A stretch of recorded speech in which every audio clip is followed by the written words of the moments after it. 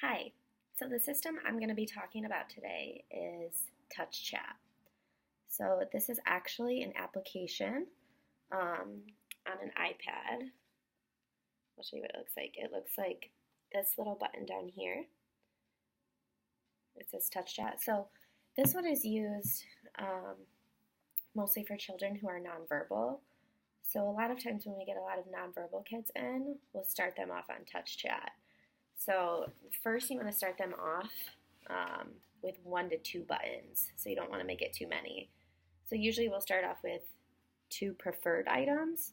So for instance, this one has sand and this one has computer. So then that way when they hit the button, computer, it says it back. Go ahead, tell them you want the computer, and they get access to the computer. Once they master it with 2 buttons, you're going to keep gradually increasing the amount. So for instance, there's one on here.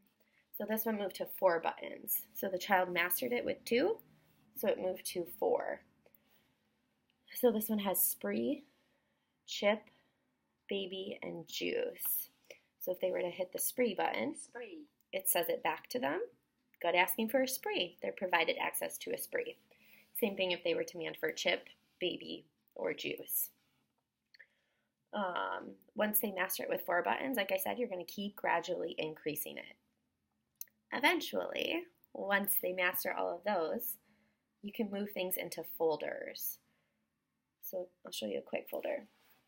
So this one says gym, food, which is a folder, puzzles, potty, another folder of toys, all done iPad and help. So if the child were to hit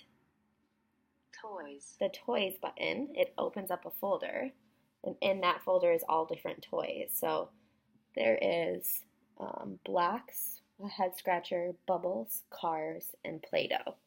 So they know when they go to that toys folder, if they want to play with Play-Doh, they're going to go to toys. Play-Doh. Good asking for Play-Doh. Then they're provided access to Play-Doh. Another folder I'll show you on here. So once the child becomes very fluent in Touchchat, they will have many different folders. So there's a food folder, a social folder. So if they're in the gym playing, Play with me. If they're working on man's to peers, then this way they can man to their peers too. So I want play with me, bounce me, hold my hand. I want squeezes, tickle me. There's a supplies button. So if they're doing things at the table, if they're coloring, if they're writing, if they're cutting, any of that stuff, they know if we give them a coloring page and say, color the picture, they're going to go to supplies. And they can either do colors, crayons, or markers. So if they go to colors, that opens another folder. And they can tell us, Purple. I want to use purple. There's places on here.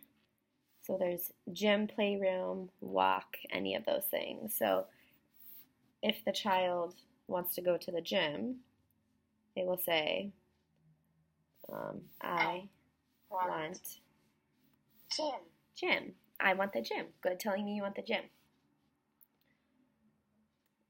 What else do we have?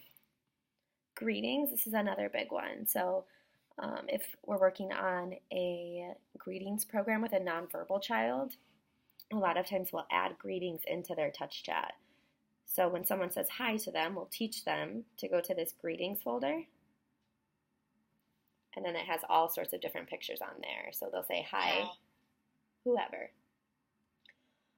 The only downside to this application is it's very costly. It's around close to $350. So a lot of times what we try to do is we try to have that either covered by the client's insurance or a scholarship. So if they can get some sort of scholarship to help cover the cost of that, because it's so important that that child has this application available at home and in school so they're able to request and tell individuals what they want. So that was a little rundown on Touchchat. Thanks for watching.